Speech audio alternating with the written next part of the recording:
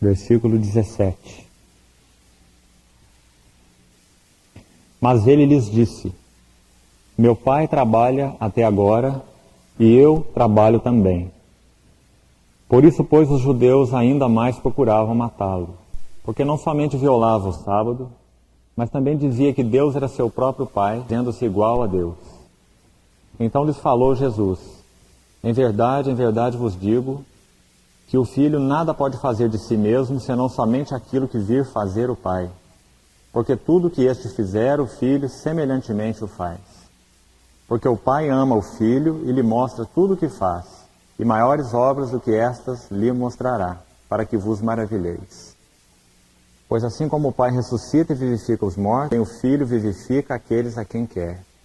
E o pai a ninguém julga, mas ao filho confiou todo o julgamento, a fim de que todos honrem o filho do modo por que honram o pai. Quem não honra o filho, não honra o pai que o enviou. Em verdade vos digo, quem ouve a minha palavra e crê naquele que me enviou, tem a vida eterna. Não entra em juízo, mas passou da morte para a vida. Em verdade vos digo, que vem a hora, e já chegou, em que os mortos ouvirão a voz do Filho de Deus, e os que a ouvirem viverão. Porque assim como o Pai tem vida em si mesmo, também concedeu ao Filho ter vida em si mesmo. E lhe deu autoridade para julgar, porque é o Filho do homem. Até o versículo 27.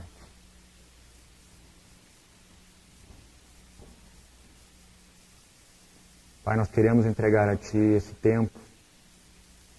Pedimos que o Senhor possa abrir a Tua palavra aos nossos corações. Que o Senhor possa dar-nos da Tua unção, da Tua direção, da Tua provisão. Pedimos que o Senhor nos cubra com o precioso sangue do Senhor Jesus, guardando-nos em Ti mesmo, dando-nos capacidade de ouvir a Tua voz, de sermos responsivos, acolher Tua palavra em nossos corações e poder ver-Te, Senhor, com mais clareza através da Tua palavra, a Tua glória, a Tua dignidade como Filho de Deus, como o Verbo eterno. E Te pedimos que essa visão seja realmente transformadora em nossos corações. Seja uma visão santificadora. Uma visão que esteja nos conformando ao objeto da nossa visão, que é o Senhor mesmo. Supre-nos, Senhor, em todos os sentidos. Espiritual, mental, fisicamente. Nós Te pedimos, Senhor, para a glória do Teu nome. Em nome de Jesus. Amém. Irmãos, esse texto que nós acabamos de ler, ele já foi lido aqui numa outra ocasião, já li com os irmãos. Eu gostaria de retomá-lo hoje, porque nós iremos, nessa reunião, compartilhar um pouco mais sobre a natureza do Filho de Deus, do Verbo eterno. E, por enquanto, nós deixaremos então esse assunto a partir de hoje. Na próxima reunião, a nossa intenção é falarmos sobre a terceira pessoa da Trindade, já que nós estamos estudando nessa segunda fase, dos estudos, nós temos estudado a Trindade Santa. Então, na próxima reunião, nós vamos examinar um pouco sobre o Espírito Santo, a terceira pessoa da Trindade, sua natureza, sua obra. Então, nós gastaremos a próxima reunião falando sobre o Espírito Santo e concluindo esse estudo sobre a Trindade.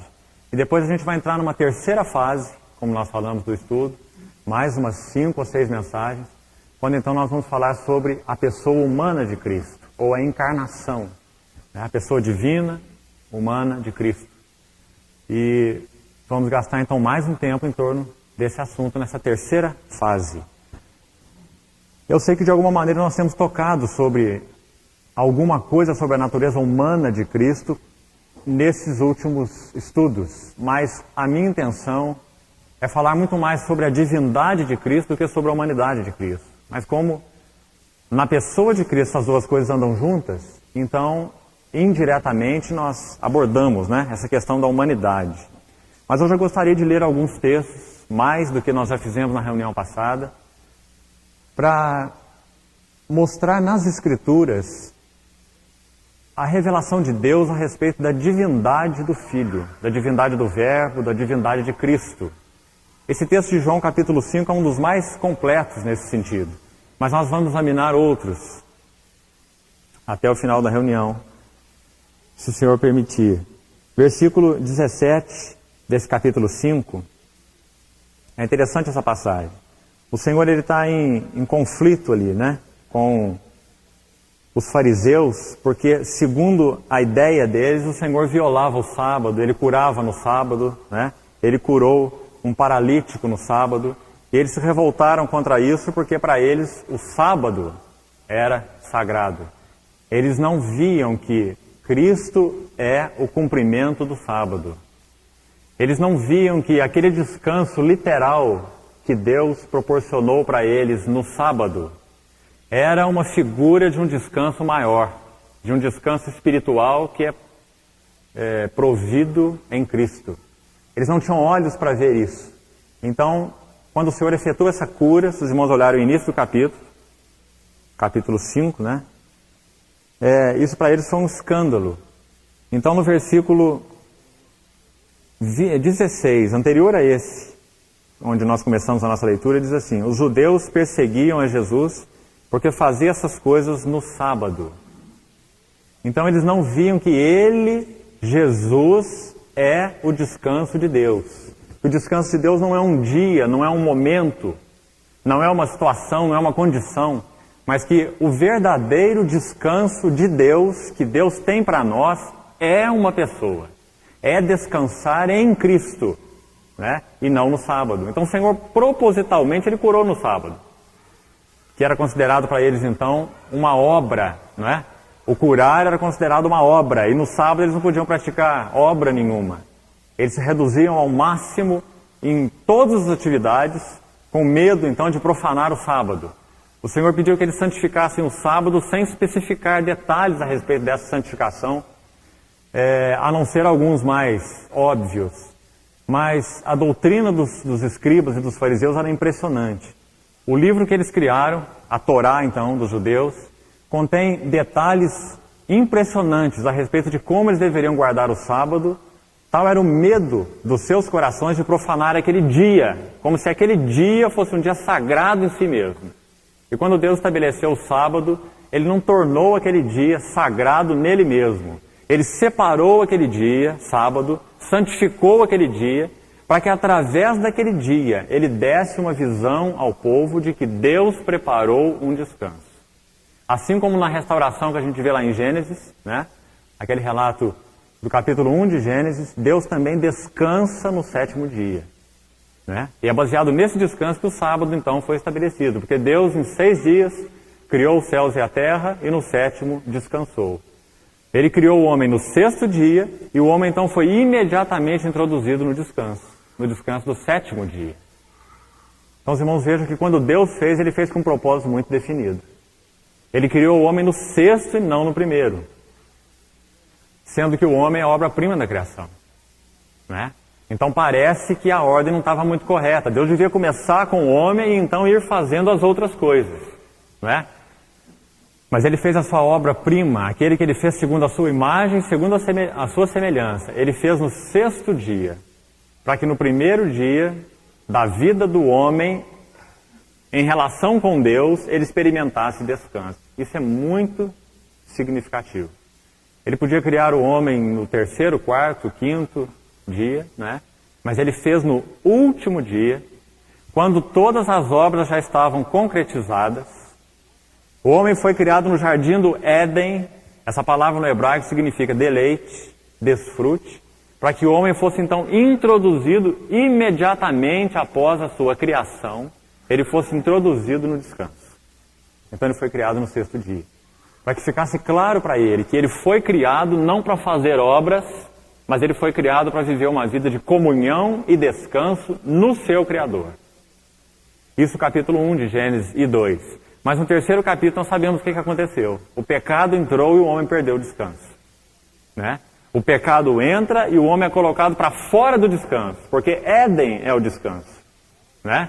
Então o homem é posto para fora do descanso. Aquele querubim vai guardar o oriente do Éden, para que o homem então não tenha um novo acesso. O Senhor impediu que ele se alimentasse da árvore da vida, depois de ter desobedecido a Deus, né? Para que ele não comesse e vivesse eternamente numa condição pecaminosa e degenerada. Então Deus o expulsou do jardim e muito tempo depois, então na pessoa de Cristo, ele iria prover para o homem a realidade do descanso, na pessoa de Cristo. O descanso que o Éden tipificava, o descanso que a própria árvore da vida tipificava, o descanso que o sétimo dia tipificava, né? Tudo aquilo era uma tipologia e foi uma tipologia já cumprida em Cristo. Cristo é a árvore da vida, Cristo é o nosso Éden espiritual. Hoje nós estamos no Éden, né? Espiritualmente falando, nós estamos em Cristo, descansando em Cristo. Então, e hoje nós estamos desfrutando esse sábado eterno já, não é? O nosso sábado é Cristo. Paulo escreve aos Coríntios, Paulo escreve aos Colossenses, mostrando que alguns fazem diferença entre dia e dia.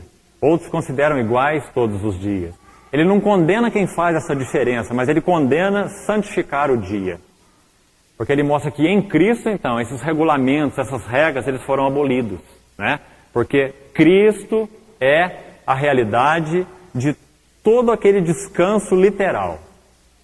O povo, quando saiu do Egito, eles foram levados para onde? Através do deserto, terra de Canaã. A terra de Canaã era um Éden, em certo sentido, né? Terra que mana leite e mel. Uma terra onde eles não iam edificar cidades, eles já encontrariam as cidades edificadas. Foi isso que o Senhor falou? Uma terra onde eles não iam plantar pomares, eles já encontrariam pomares plantados. Eles encontrariam oliveiras, figueiras, romeiras e toda sorte de árvores frutíferas, né? Eles não iriam se preocupar em trabalhar aquela terra. Eles iam entrar numa terra abundante, rica de leite e mel. Muito interessante. Mais uma vez, Deus queria marcar a mente do povo com o fato de que Ele dá descanso. Então, irmãos, Cristo é a chave para a interpretação de toda a Bíblia, de Gênesis a Apocalipse. Se nós não vemos Cristo como sendo o Éden, Cristo como sendo a árvore da vida, Cristo como sendo o sábado, Cristo como sendo Canaã, Cristo como aquele cordeiro que foi imolado para o povo ser libertado, né? Cristo como sendo o tabernáculo que habitava ali no meio do povo, e eles podiam desfrutar a glória de Deus em Cristo. Cristo como sendo depois o templo, que nada mais era do que um tabernáculo fixo, né? Durante o tempo da peregrinação, eles caminharam com o tabernáculo. Quando eles entraram em Canaã, logo o templo foi edificado, não é? Com Salomão. Então aquele lugar de adoração se tornou um lugar fixo, mas é o mesmo tabernáculo.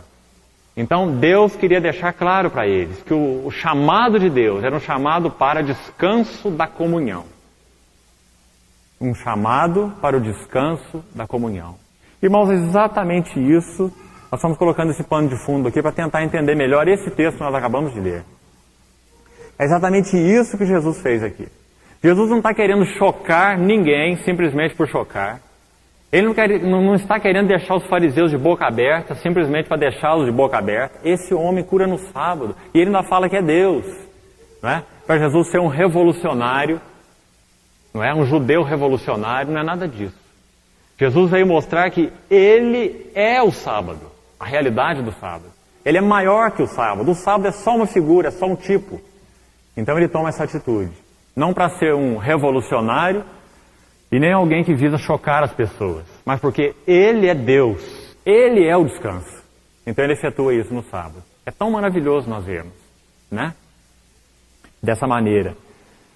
Então o versículo 16 diz que os judeus perseguiam a Jesus, porque fazia essas coisas no sábado. Mas Ele lhes disse, meu Pai trabalha até agora. Olha que interessante esse verso 17. Meu Pai trabalha até agora. Ele realizou uma obra no sábado, que para o judeu era um dia sagrado, um dia de descanso, e disse assim, meu Pai trabalha. Tão lindo esse versículo, irmãos. Tão linda essa expressão. Ele está dizendo que Deus, e Ele que é o Filho de Deus, um com Deus com Deus. Ele e Deus são um. Eu e meu Pai, né? Eu e o Pai somos um. Então ele está dizendo que Deus, estritamente falando, ele não encontraria descanso enquanto o homem não pudesse ser reconciliado com Deus. Deus iria trabalhar no sábado para que ele pudesse conduzir o homem ao seu descanso. Porque Deus não criou o homem para o sábado. Deus criou o sábado por causa do homem. Eles idolatraram o sábado e colocaram o sábado maior do que o homem. Deus criou o homem maior do que o sábado, né? Então o Senhor curou no sábado para mostrar então qual era o propósito de Deus. Introduzir o homem no descanso desse sábado celestial, que é Cristo, né?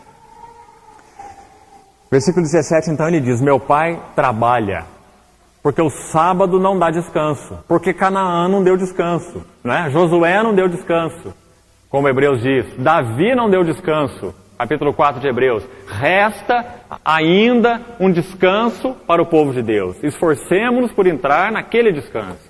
Qual é esse aquele descanso? Cristo. Então, esse é o contexto desse texto que nós vemos. E os irmãos vão ver que quando Jesus faz isso, ele cura no sábado, e ele fala assim: meu pai trabalha até agora. Interessante que às vezes nós não entendemos o que os judeus entenderam muito bem.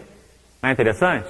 Quando ele curou no sábado, e quando ele falou assim: meu pai trabalha até no sábado, e eu trabalho também, os judeus entenderam a mensagem dele, que às vezes nós não entendemos. Os judeus entenderam o que ele estava fazendo. Em primeiro lugar, nenhum homem dentro da aliança de Deus, da aliança da lei, né, da aliança judaica, poderia profanar o sábado. Ele seria apedrejado se ele profanasse o sábado, né? Porque o sábado era considerado sagrado. Então Jesus cura no sábado.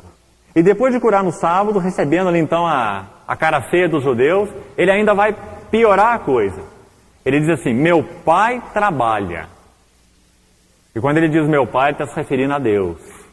Mas quando nós olhamos para a criação, os judeus não tinham essa visão, né? Por isso a confusão. Quando nós olhamos para a criação, nós vemos que no sábado, lá na criação, em Gênesis 1, Deus não trabalhou.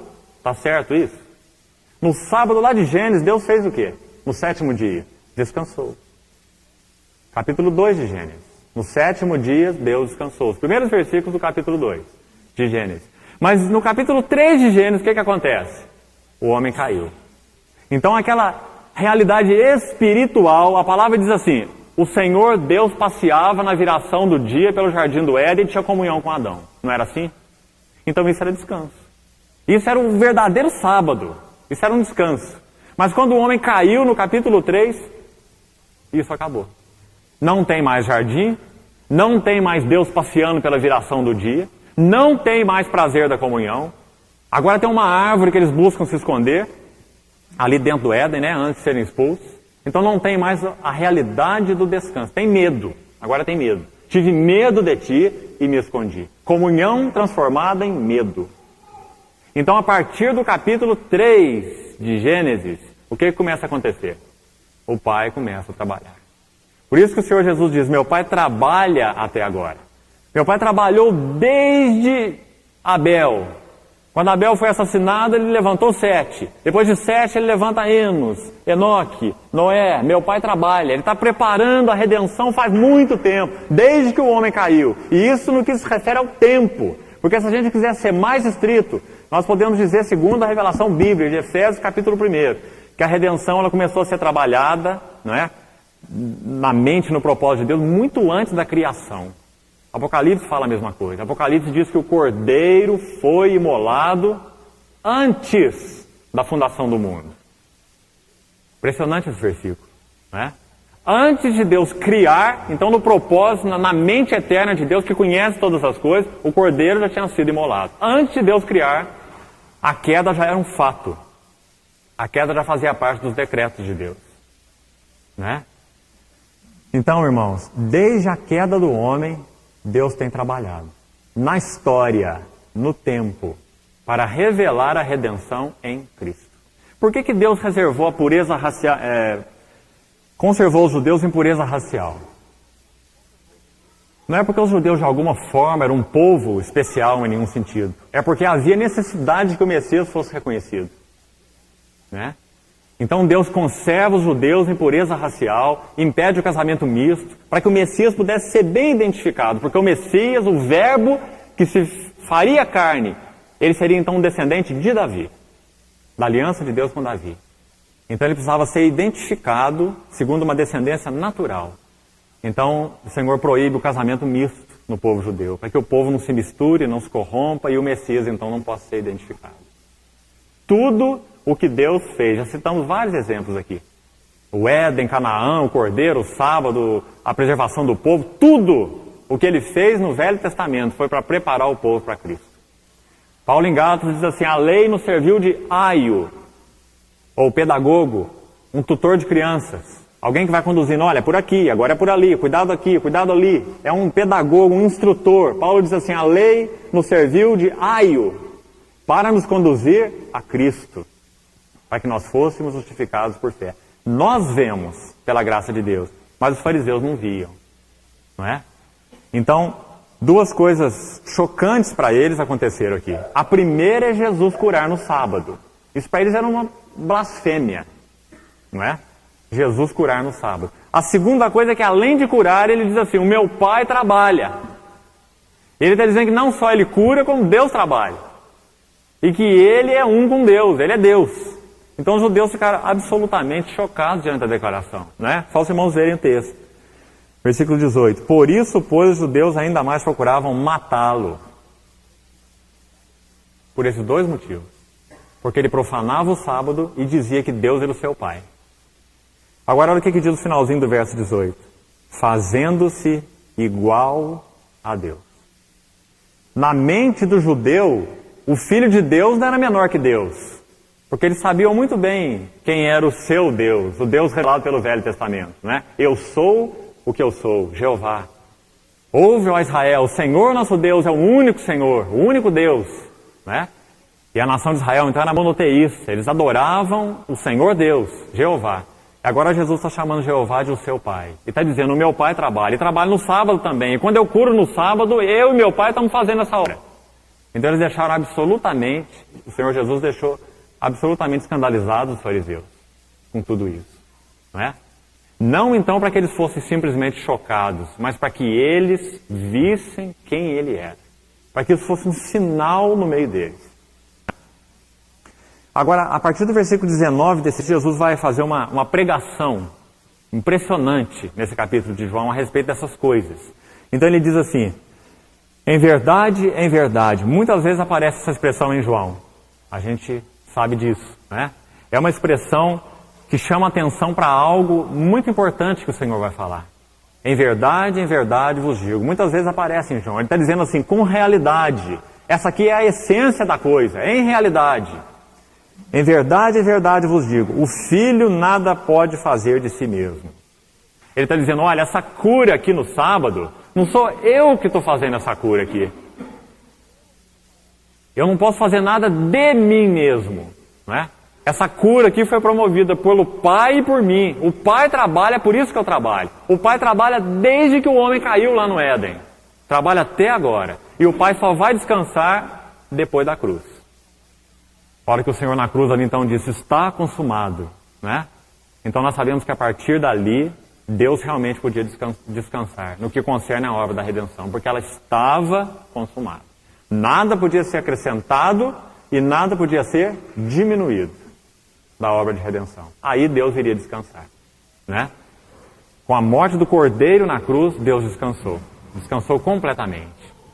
Quando Ele enviou então o Espírito Santo para habitar na igreja, Deus já está descansando. Cristo já está entronizado. E o que o Espírito Santo está fazendo, então, é trazendo à luz, à realidade, todos os benefícios dessa obra que já foi completada. O Espírito Santo não está acrescentando nada.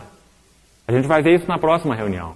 O Espírito Santo, estritamente falando, ele não está fazendo obra nenhuma. O Cordeiro já fez. O Espírito Santo está jogando luz, né? A gente vai estudar isso na próxima reunião, o ministério do Espírito Santo. Ele está jogando luz na pessoa e na obra de Cristo, no que Ele fez, no descanso que Ele proveu, na remissão de pecados, na reconciliação com Deus, na justificação, não é? Então o Espírito Santo está lançando luz nesse trabalho de Cristo, que Ele terminou na cruz do Calvário. Um trabalho então que dentro da história humana durou 4.000 anos, né? De Adão até Cristo. Como o Pai trabalhou até que Cristo fosse revelado. E então ali na cruz o Pai pôde descansar. Então foi por isso que o Senhor disse, meu Pai trabalha até agora e eu trabalho também.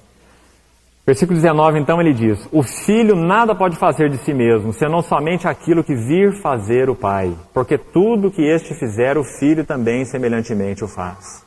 Porque o pai ama ao filho.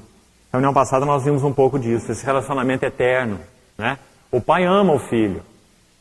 Isso não tem relação unicamente com o fato dele estar encarnado, não.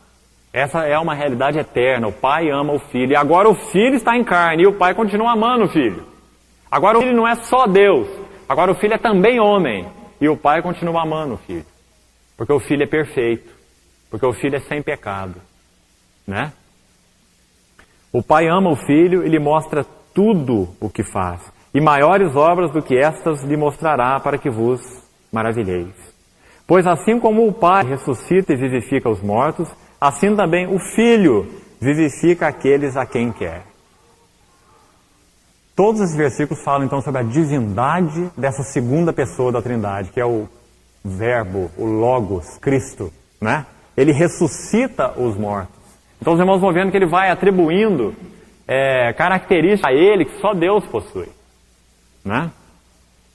O Pai a ninguém julga. Olha só, primeiro ele falou ressuscita, versículo 21. Agora ele fala julga. Essas prerrogativas são divinas, né? Totalmente divinas. Ninguém pode ressuscitar mortos a não ser Deus. Ninguém pode julgar de forma definitiva a não ser Deus, né? O Pai a ninguém julga, mas ao Filho confiou todo o julgamento, a fim de que todos honrem o Filho. Outro atributo divino, né? Só Deus é digno de honra pela sua santidade, glória, justiça, pureza, perfeição. Mas ele está dizendo que o Filho, ele é digno de honra. Então, irmãos, na verdade, Jesus está descortinando a pessoa dele diante dos fariseus. Mesmo que eles não pudessem ver e não viram. Né? E a grande, imensa maioria deles morreu nos seus pecados. Mas Jesus está dando o seu testemunho diante deles de quem ele é. Só as ovelhas, como ele fala lá no capítulo 10, só as ovelhas é que poderiam ver nele o Cristo. Aqueles que Deus escolheu antes da fundação do mundo. As minhas ovelhas ouvem a minha voz. Ele falou isso para os fariseus. Ele disse assim, vocês não podem crer, porque não são das minhas ovelhas. Né? Mas ele dá o seu testemunho aqui universal, né? A todos eles. Então ele fala sobre ressuscitar mortos, ele fala sobre julgar, versículo 22, ele fala sobre ser honrado, versículo 23, olha só, 3 características especificamente atribuídas a Deus. Todas 3. Honrem o Filho do modo por que honram o Pai. Quem não honra o Filho, não honra o Pai que o enviou. Então para os judeus estava muito claro o que ele estava dizendo. Eu e o Pai somos um. Eu sou Deus, eu sou o Filho de Deus. Eu sou a imagem do Deus invisível. Né? Como Paulo falou em Colossenses. Quem vê a mim, vê o Pai. Como ele disse para Filipe. Versículo 24, ele repete aquela expressão lá do versículo 19, né? Em verdade, em verdade. Então por isso esse texto é tão cheio de peso. Jesus usa aqui 2 vezes, olha, essa expressão, em verdade, em verdade. Então ele quer chamar a atenção para uma essência, né? Para um conteúdo muito importante. Em verdade, em verdade. Quem ouve a minha palavra e crê naquele que me enviou, tem a vida eterna. A gente já viu que vida eterna não significa uma vida depois da morte, mas uma vida incriada, aquele tipo de vida incorruptível, indissolúvel, né? Uma vida da qual só Deus participa. Uma vida que é só dele. Uma vida que não teve começo, nem os anjos participam, né? Porque os anjos também são criaturas. Então, vida eterna é uma característica exclusiva de Deus. Uma vida não criada. Ele está dizendo, quem ouve a minha palavra e crê naquele que me enviou, tem a vida eterna. Participa então com Deus de quem Ele é, né? Não entra em juízo, mas passou da morte para a vida. Terceira vez, em verdade vos digo. Está vendo como essa passagem é importante? Como Jesus está chamando a atenção? Em verdade vos digo, vem a hora. É tão interessante essa expressão, irmãos. Jesus está dizendo, eu sou essa hora. Essa hora não é uma hora do relógio, não. Essa hora é uma hora cósmica, não é? Essa hora sou eu. Eu vim, eu sou essa hora. em que os mortos ouvirão a voz do Filho de Deus e os que a ouvirem viverão. Todos aqueles então que o Pai tinha escolhido, né? Os seus discípulos todos, além dos 12, todos aqueles outros que ouviram o Senhor, creram nele, né? Homens, mulheres, discípulos dele, né? E os que a ouvirem viverão. Porque assim como o Pai, versículo 26, tem a vida em si mesmo, mais uma característica nesse texto. Além de ressuscitar, de julgar, da questão de honrar, não é? Da questão de dar a vida eterna, todos são atributos de Deus, ainda tem mais essa questão do versículo 26, olha. Jesus está dizendo que assim como o Pai, Ele é incriado, Ele tem vida nele mesmo, Ele não derivou vida de ninguém, ninguém deu vida para Ele. Ele tem vida por si mesmo. Ele está dizendo assim, eu da mesma maneira. O Filho também tem vida em si mesmo. O Filho então é eterno. O Filho não é criado. Ele não é nem mesmo a primeira criatura de Deus. Ele é Deus, né? O Filho tem vida em si mesmo. E o último versículo diz, e lhe deu, ou o Pai deu ao Filho, né? Autoridade para julgar. Ele já tinha dito isso lá em cima, no versículo 22. Deu ao Filho autoridade para julgar, porque é o Filho do homem. Ele não diz assim, deu autoridade para julgar porque é o Filho de Deus, mas porque é o Filho do homem. É claro que ele é Filho de Deus, né? Mas ele está destacando o fato dele ter se encarnado. E como homem agora ele vai julgar os homens, né? Porque ele se fez homem, semelhante a nós. Então, irmãos, esse trecho aí, de 17 até 27, 3 vezes aparece a expressão, em verdade vos digo, em verdade vos digo, em verdade vos digo. O Senhor então está abrindo a sua natureza divina diante dos olhos dos fariseus, mostrando quem ele era. Eles não puderam ver. Eles ficaram injuriados com ele. Eles queriam matá-lo por isso, né? Mas o Espírito Santo, então, por amor a nós, as suas ovelhas, ele conservou, então, toda essa revelação aqui para nós. Para que nós vejamos com tanta clareza, né? Quem é, então, o Verbo eterno, o Senhor. Agora, eu queria ler vários outros textos com os irmãos. A gente vai fazer leitura de vários versículos hoje, a maioria versículos isolados, para que fique bem claro para nós essa questão da divindade do Filho e quais as implicações disso. Abram, por favor, no capítulo 20 de João ainda. Capítulo 20 de João, versículo 28.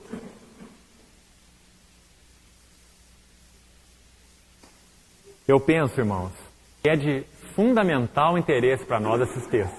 Sabe por quê? Muito é falado a respeito de Jesus. Mas muito do que é falado a respeito de Jesus nega a sua verdadeira divindade. Muitas seitas, muitas filosofias falam a respeito de Jesus. Muitas. Mas a maioria delas nega a sua divindade.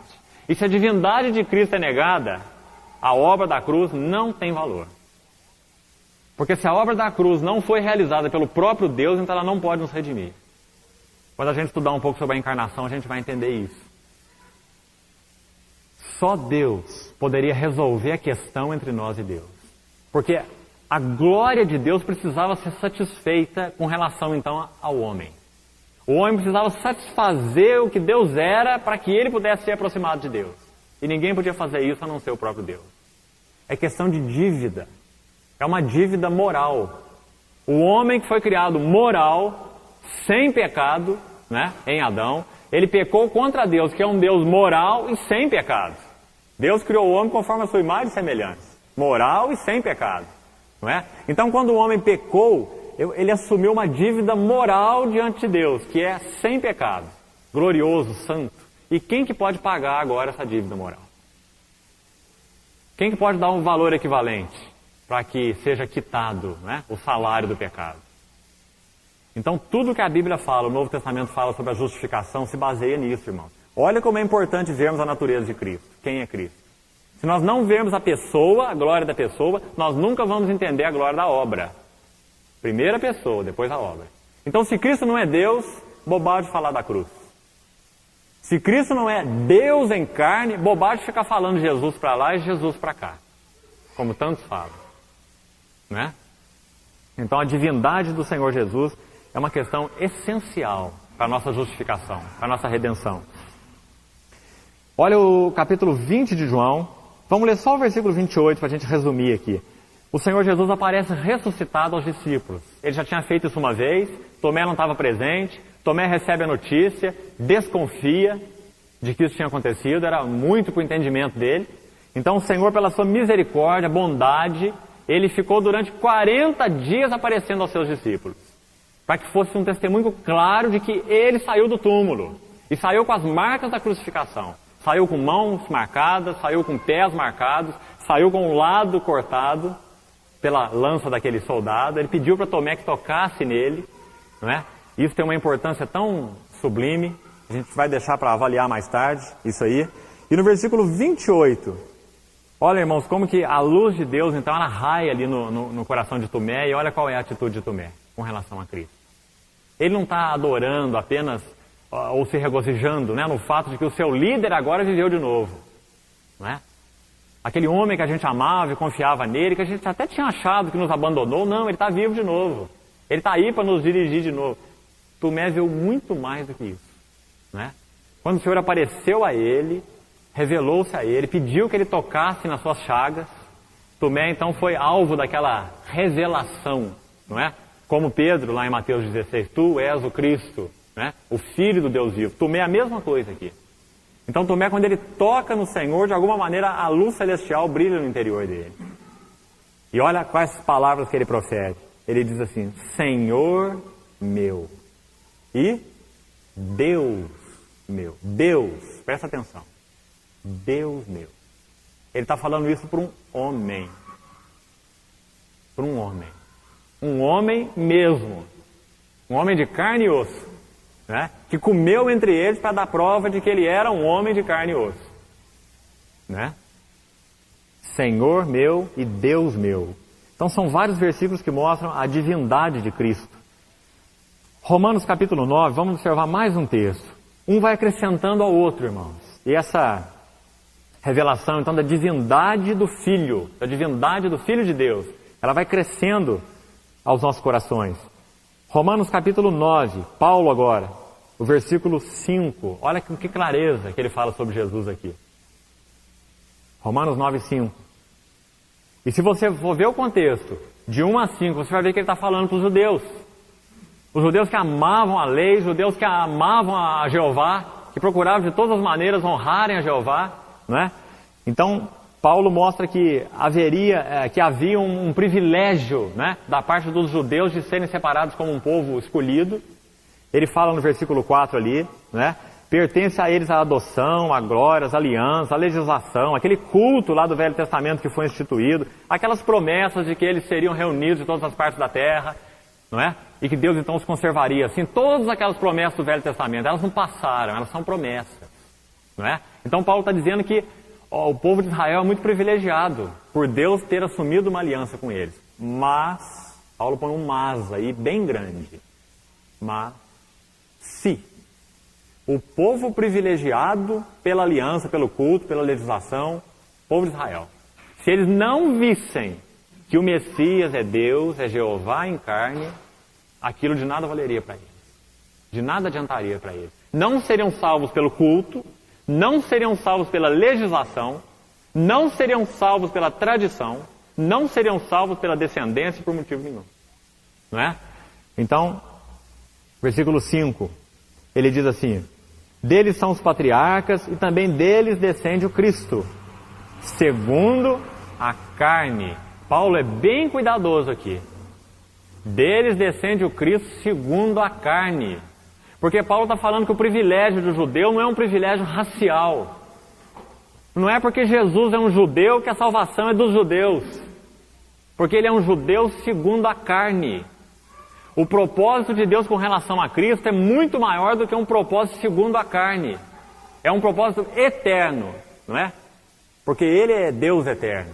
Então, através de Cristo, Deus ia consumar um propósito não apenas com relação a alguns judeus, mas com relação àqueles que foram escolhidos antes da fundação do mundo, de todas as nações, tribo, língua e povo. Não é? Então, no versículo 5, ele diz assim, deles descende o Cristo segundo a carne. Porque segundo o Espírito, ele não descende de ninguém, ele é eterno, ele é Deus. E é isso que ele vai falar na sequência do versículo. O qual é sobre todos. Agora olha o que ele diz. Deus bendito. Que clareza, né? Aqui ele mostra então uma única pessoa. Não são duas pessoas, uma pessoa. Cristo. Segundo a carne, um homem descendente de Davi.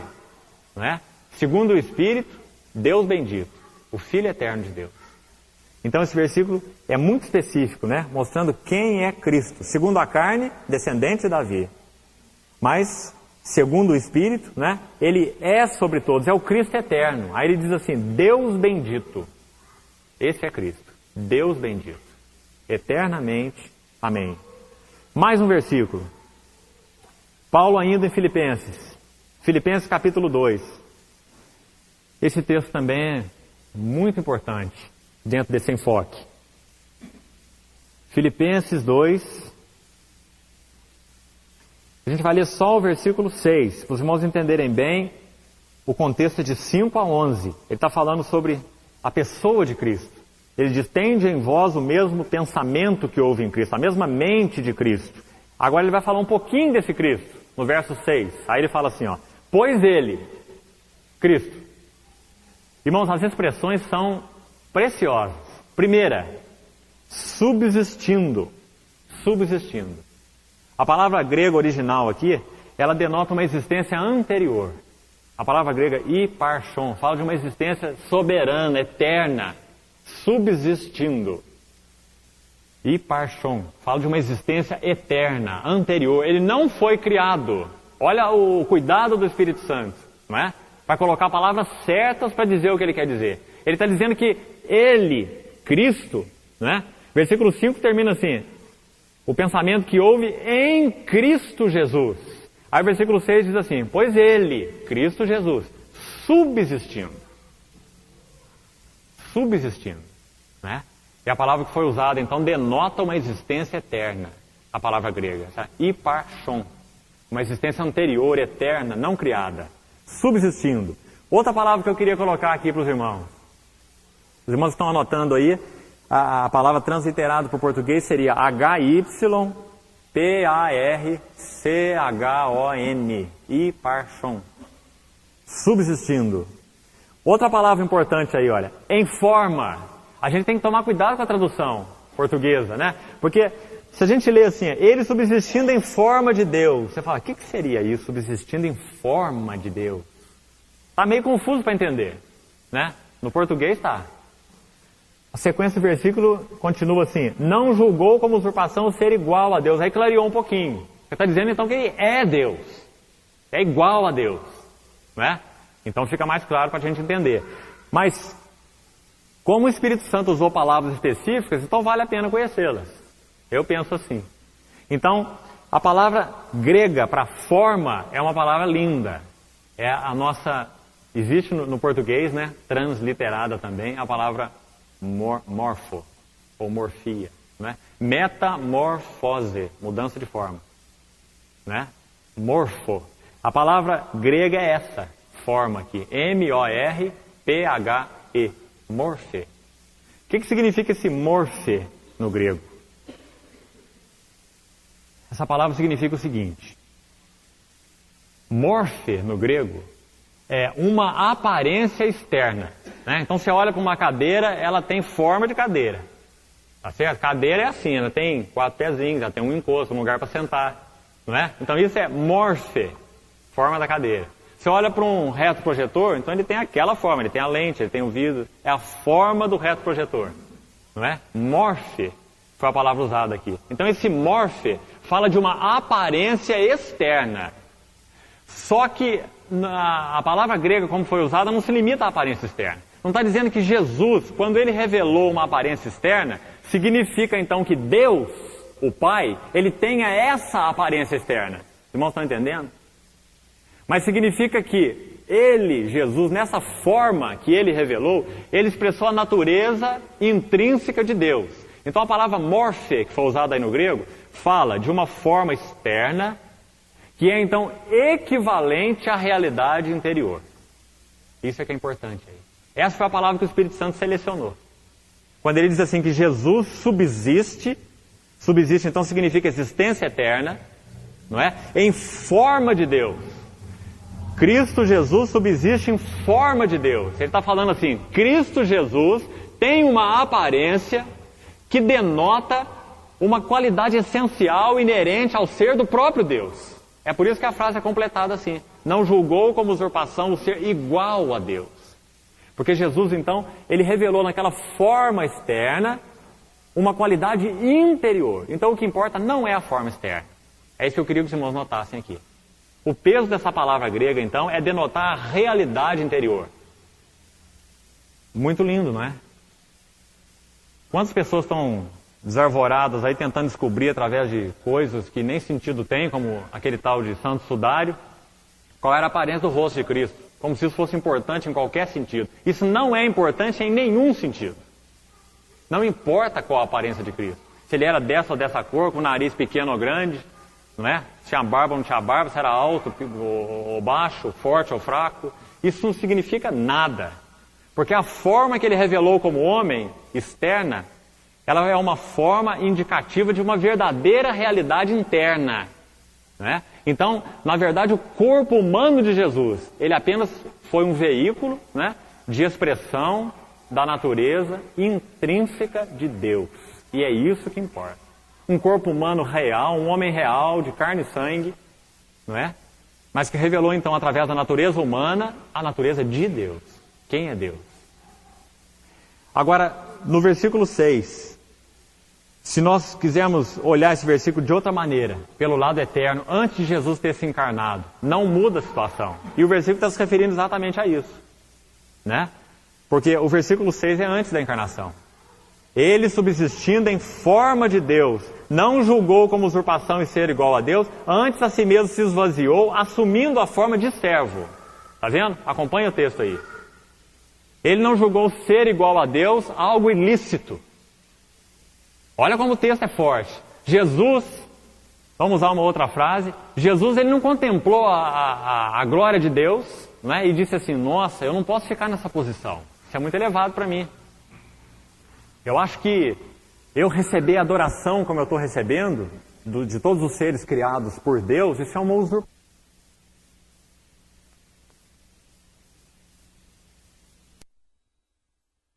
O fato dele ser igual a Deus, roubo do quê? Roubo da glória. Como Deus, ele era adorado como Deus, ele tinha honra divina, todos os anjos de Deus o adoravam, né? E ele não julgou isso como um roubo, que ele estava usurpando a glória de Deus.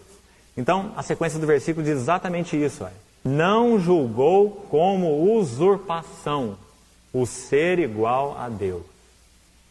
Né? Porque então ele tem uma forma que denota a verdadeira natureza de Deus. Quem Deus é. Ele não está roubando a glória de Deus. Os irmãos estão vendo a força desse texto? Cristo não está roubando a glória de Deus. Não é usurpação ser igual a Deus, receber honra divina, glória divina, adoração que só é devida a Deus, porque Ele é Deus. Né? Então esse morfe é uma palavra importante aí, subsistindo em forma de Deus. Não julgou como usurpação ser igual a Deus. Antes a si mesmo se esvaziou, assumindo a forma de servo, e daqui para frente descreve a encarnação, a morte e a ressurreição. A gente vai voltar nesse texto em outras mensagens mais para frente, examinar com mais cuidado essa questão da encarnação aí. O versículo então que eu queria destacar aqui é o versículo 6. Cristo Jesus é Deus. Ser adorado como Deus não é roubo. Jesus ser adorado como Deus não é algo ilícito. Né? Ele é Deus. Ele tem a forma de Deus e ele subsiste como Deus. Duas palavras importantes aí. Subsiste, existência eterna.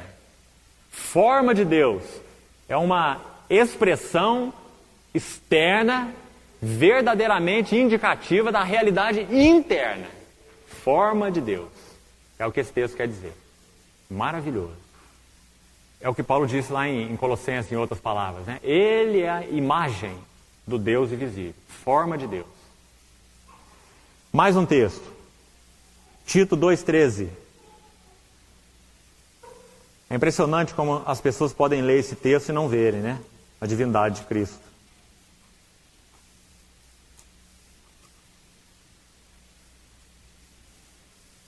Tito 2,13.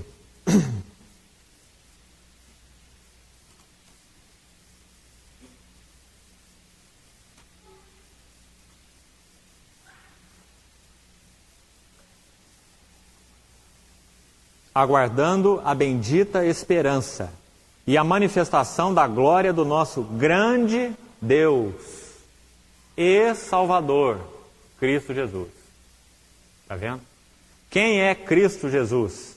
É o nosso grande Deus e Salvador. Então a propiciação, né, a redenção lá do Calvário, foi provida pelo nosso grande Deus e Salvador, Cristo. Né? Cristo Deus. 1 João, capítulo 5, versículo 20.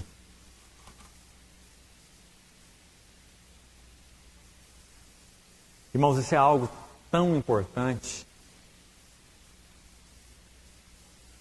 Eu sei que na história de muitos irmãos, como foi também na minha história, aquele momento, eu sei que tem um peso para cada um de nós de forma diferente, né? E às vezes não é apenas um momento, às vezes é um processo até. Mas tem um peso tão grande para os nossos corações quando nós vemos a divindade de Cristo. A morte da cruz, a expiação se abre para nós. Interessante, eu me lembro muito bem, mesmo tendo sido criado num lar evangélico, né, como fui, ensinado em comunidade cristã, ensinado pelos meus pais, Jesus é Deus, Jesus é o Salvador. Mas quando a revelação vem, é completamente diferente. Quando a revelação vem, você fala como Pedro, tu és o Cristo. Você fala como Tomé, Senhor meu, é diferente. Então, esses textos nos ajudam a ver de uma forma clara a glória da pessoa de Cristo. Para que depois a gente possa ver a glória da obra de Cristo. O que ele realizou, né? 1 João 5,20. Também sabemos que o Filho de Deus é vindo e nos tem dado entendimento para reconhecermos o verdadeiro. E estamos no verdadeiro, em seu Filho Jesus Cristo. Olha agora essa frase seguinte. Este é o verdadeiro Deus e a vida eterna. Não tem como ser mais claro, né? Nós estamos no verdadeiro, no seu Filho Jesus Cristo. Quem que é seu Filho Jesus Cristo? É o verdadeiro Deus. E a vida eterna. Nele, então, nós temos a vida eterna, a vida incriada, a vida que só pertence a Deus. Vida eterna. Lá em João, nas palavras de João, né, que a gente leu no capítulo 5, o Pai tem vida em si mesmo e também o Filho tem vida em si mesmo. Então, Jesus é o verdadeiro Deus e a vida eterna. Último texto, Colossenses capítulo 2.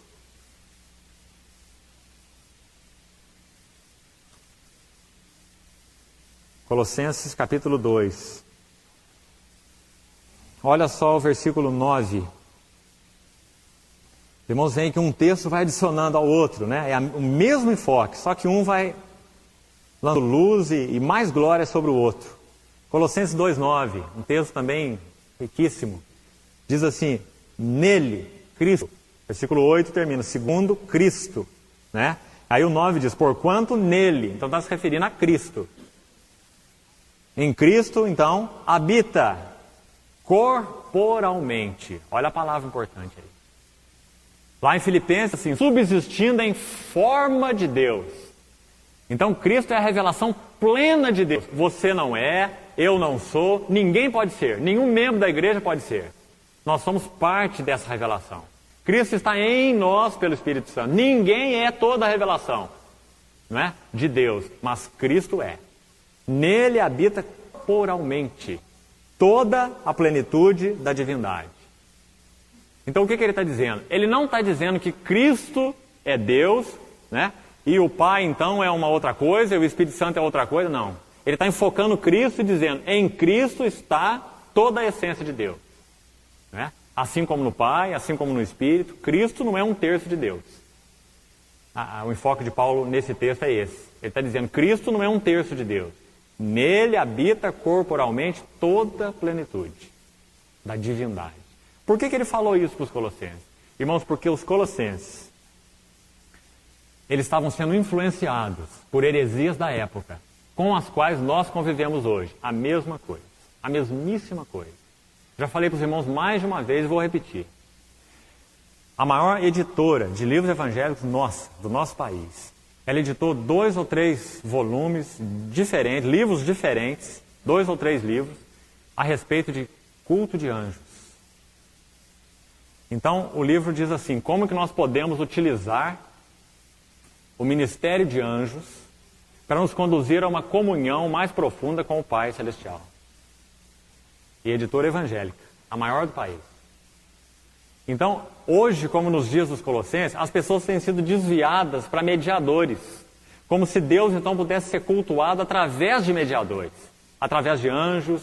Isso é uma heresia gnóstica que estava entrando na igreja dos Colossenses. Por isso que Paulo, lá para frente, olha, no capítulo 2 mesmo, no versículo 18, ele fala isso. Ninguém se faça árbitro contra vós outros, pretextando humildade e culto dos anjos. Não é? Alguém, então, olha, o meio, a linha para se adorar a Deus, que é um Espírito eterno, a linha é através desse aqui, é através daquele ali, não é? Então os gnósticos chamavam de esses aeons, que eram então intermediários entre esse Espírito eterno, que na ideia deles não era personificado, era algo imaterial, uma nebulosa confusa, um Espírito eterno, não é? Isso era Deus na ideia deles, e que para se chegar a esse Espírito eterno, a esse Deus, nós tínhamos então vários intermediários, aeons, mediadores, anjos. E essa heresia estava entrando no meio dos Colossenses. Né? E nos nossos dias, como igreja, a mesmíssima coisa. A mesma coisa. Em muitas comunidades evangélicas. Nele habita corporalmente toda plenitude. Por que Paulo se referiu a toda plenitude? Paulo está dizendo que não sobrou nada para mediador nenhum, para anjo nenhum, nem para ninguém. Cristo é a plenitude de Deus. E Ele, então, é o único mediador, porque Ele é Deus. Olha o capítulo 2, no início dos primeiros versículos, início do capítulo 2. Dê uma olhadinha que interessante. O que Paulo diz? Capítulo 2 de Colossenses, de 1 a 3. Olha que texto precioso. Gostaria que saibais quão grande luta venho mantendo por vós, pelos laodicenses e por quantos não me viram face a face. Paulo lutava por eles em intercessão, em oração. Paulo nem conhecia os colossenses, né? Essa igreja foi fundada por Epáfras. Mas Paulo teve notícia deles. E quando Paulo teve notícia das heresias, dos judeus, dos judaizantes, dos gnósticos no meio de Colossenses, o espírito de Paulo fervia pelos colossenses, não é? O zelo de Paulo pela centralidade de Cristo na vida da igreja. Então ele disse assim, eu tenho lutado por vós. Versículo 1.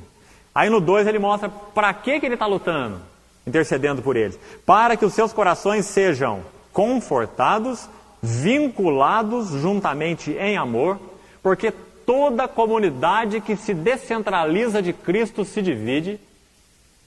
Então Paulo estava orando para que eles fossem confortados com a centralidade de Cristo e vinculados em Cristo. Irmão, não é tremenda a implicação desse texto? Falar de Cristo não é uma coisa à toa. Se o foco de vida da comunidade não é Cristo, é alguma outra coisa, por melhor que ela seja. Alguma bênção, algum sinal, alguma coisa que se deseja, não é? Seja ela do que for. E se o foco não é Cristo, mas é essa coisa, qualquer que seja, divisão. Então Paulo ora a Deus para que eles sejam confortados e vinculados em amor. Agora, como é que eles poderiam ter conforto e vínculo? Olha a sequência do versículo. E tenham toda a riqueza da forte convicção do entendimento. Paulo usa uma linguagem aqui cheia de hipérboles, né? Ele está acumulando ênfases aqui. Só. Toda a riqueza da forte convicção do entendimento. Olha a frase que ele usa. Não é? Tal era o encargo deles. Aí ele diz assim, para compreenderem plenamente o mistério de Deus que é Cristo. Está vendo? Então, irmãos, toda a vida, o ministério, as palavras de Paulo, não é? A obra de Paulo era centralizada na revelação da pessoa divina e humana de Cristo. E a obra da cruz, obviamente. Tudo o que Paulo falou foi sobre isso. A glória de Cristo como Deus, a glória de Cristo como mediador. Né? E sem isso a igreja não tem conforto, a igreja não tem vínculo e nem amor. Isso não é uma coisa pequena. Se o centro da vida comunitária for uma ideia, uma doutrina, uma bênção, um homem ou um grupo de homens, não é? Seja o que for, é divisão. Não tem conforto, não tem consolo, não tem vínculo. Para compreenderem plenamente o mistério de Deus, Cristo. E no versículo 3, então, ele diz: em quem todos os tesouros da sabedoria e do conhecimento estão ocultos. Né? Então, os irmãos, vejam quanto Paulo enfoca, né, a centralidade de Cristo, porque Cristo é Deus. Nele nós temos toda a revelação de Deus. Quando ele diz assim, nele todos os tesouros da sabedoria estão ocultos, ele está dizendo assim, tudo que nós precisamos conhecer para a nossa vida, para a nossa prática, para a nossa transformação, para a nossa convivência como igreja, tudo está em Cristo. É por isso que lá para os Filipenses ele diz assim, tende em vós a mesma mente que houve em Cristo. Se vocês querem viver de uma forma que agrada a Deus, vocês precisam conhecer a mente de Cristo. Uma mente submissa, mansa, paciente, cheia de autoridade, não é? De graça, de misericórdia. Se nós então não temos a mente de Cristo, nós não temos como viver como igreja. De jeito nenhum. Os filipenses estavam carecendo disso. Não é? Então, irmãos, sem visão da pessoa de Cristo, e obviamente relacionamento com Ele, comunhão com Ele, não é? Uma visão cativante, transformadora, nós não temos como viver como igreja. Não tem conforto, não tem vínculo. É muito sério, né? Então, por isso as cartas de Paulo são tão cristocêntricas. Cristo é o único mediador. E quanto mais os tesouros da sabedoria e do conhecimento de Deus na face de Cristo são vistos, mais nós crescemos em maturidade. Aos Efésios ele diz assim, alcançando a medida da estatura da plenitude de Cristo. Não é? Para que sejamos tomados de toda a plenitude de Deus. Então, Paulo era tão centralizado na sua visão, irmão. Mais um texto que eu gostaria de ler, ainda em Colossenses. Colossenses capítulo 1. A gente vai terminar aqui lendo esses 3 versículos, 15, 16 e 17. A gente só tem 5 minutos aqui. Vamos bem rápido. Colossenses 1, 15 a 17. Ele, está falando de Cristo, é a imagem do Deus invisível. As palavras então que ele usou lá em Filipenses, aqui de outra maneira. Ele subsiste em forma de Deus. Né? Ele é a imagem do Deus invisível. O primogênito de toda a criação. Primogênito de toda a criação. Se refere então aqui à sua primazia sobre toda a criação. Primogênito aqui tem o sentido de primaz, né? É o sentido lá do Salmo 89. Agora, versículos 16 e 17 tem 4 questões aqui com relação a Cristo que eu queria destacar para os irmãos. Tem uns que gostam de anotar aí, às vezes até nas suas Bíblias. Acho que é muito interessante, os irmãos, meditarem a respeito disso. Paulo fala 4 coisas de Cristo aqui que são impressionantes, nos mostrando quem Ele é. Olha lá. Primeiro, no versículo 15 ele já disse, Ele é a imagem do Deus invisível, né? Deus é conhecido nele. Ele é o primogênito, Ele é primaz, Ele tem a primazia sobre toda a criação. Agora, 16 e 17 ele coloca 4 questões relacionadas a Cristo que eu queria que nós víssemos juntos. Primeiro, pois nele foram criadas todas as coisas. Nele. Esse nele significa o seguinte, Cristo, Filho de Deus, o Verbo eterno, o Logos, Ele é a esfera de toda a criação. Queria que os irmãos entendessem isso. Vamos usar uma figura para a gente entender. Nós podemos dizer assim, tudo o que Deus criou, Ele criou em Cristo. No sentido de que Cristo é essa esfera no qual ele vai usar a palavra mais tarde, tudo subsiste. Então Paulo está dizendo que não tem nada fora de Cristo. Nada fora de Cristo. Tudo que Deus criou, Ele criou nele.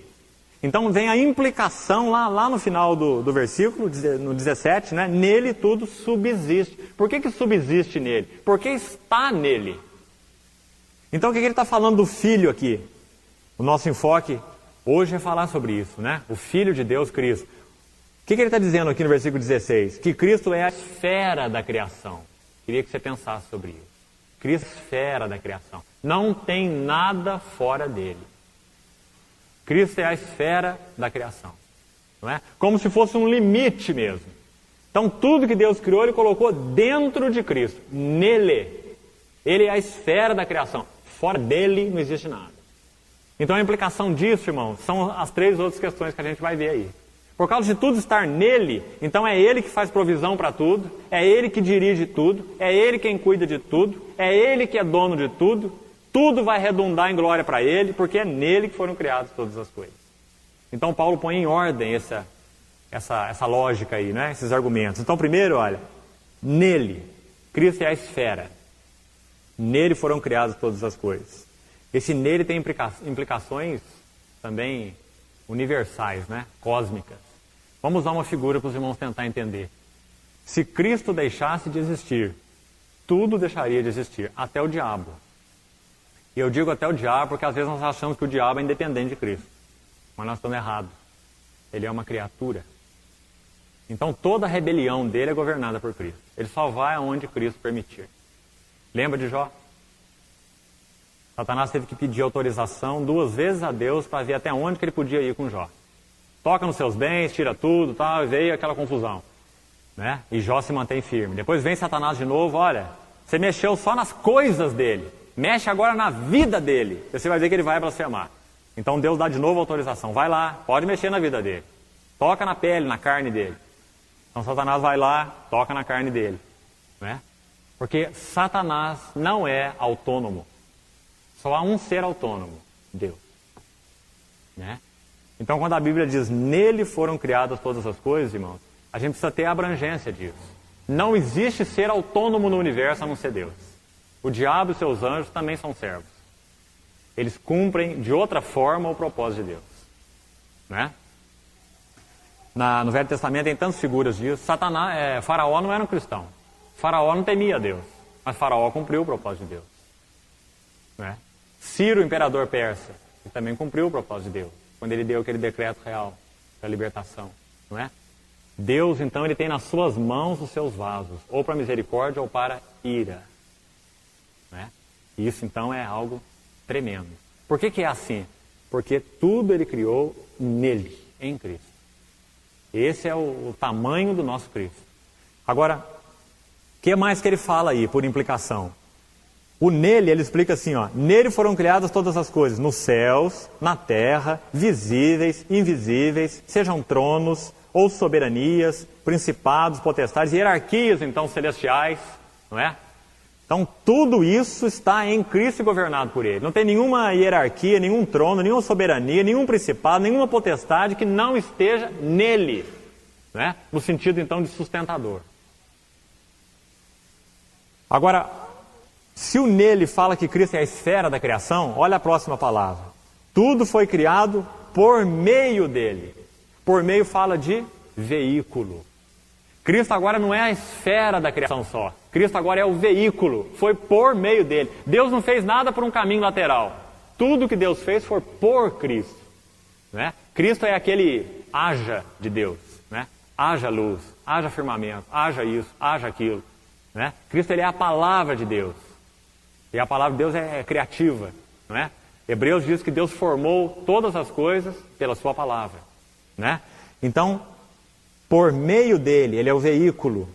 Agora, para ele, o que o para ele fala? Ele é a razão.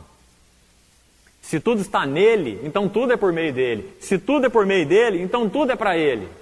Então ele é a esfera da criação, ele é o veículo da criação, ele é a razão da criação, o para ele. E o versículo 17, ele é antes de todas as coisas e nele tudo subsiste. Ele é o vínculo da criação. Então, irmãos, olha quantas coisas Paulo fala a respeito do Filho de Deus, do Verbo, do Logos, né? Cristo. Ele é a esfera, ele é o veículo, ele é a razão e ele é o vínculo. Essa palavra que Paulo usou aí em Colossenses, nele tudo subsiste, ela é interessante. Ela fala de manter-se coesas todas as coisas. Então a gente vai usar uma outra figura. Se Cristo pudesse deixar de existir, todas as coisas deixariam de existir no sentido de se manterem unidas ou coesas. E você pode aplicar isso em todos os níveis, porque Deus criou o universo material além do espiritual. Né? Foi Deus quem criou todas as esferas, né? Espiritual e material e física. Então a Bíblia está dizendo que toda essa criação, não é?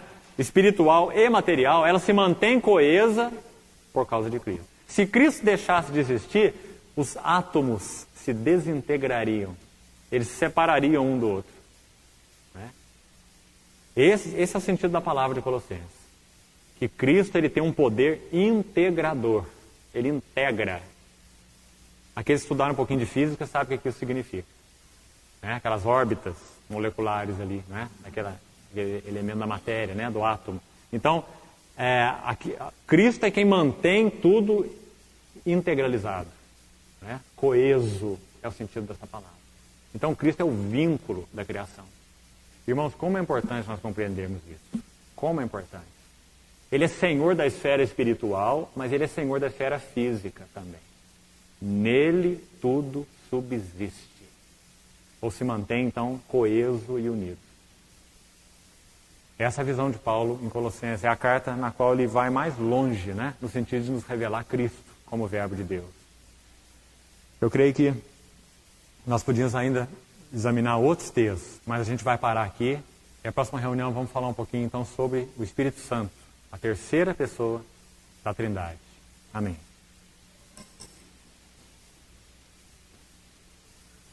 Senhor, nós te agradecemos, porque o Senhor estabeleceu todas as coisas no nosso Senhor, no nosso Salvador, que é Cristo. E obrigado porque o Senhor tem prazer em revelar a glória, a suficiência, a majestade, a beleza, o poder de atração desse nosso Cristo.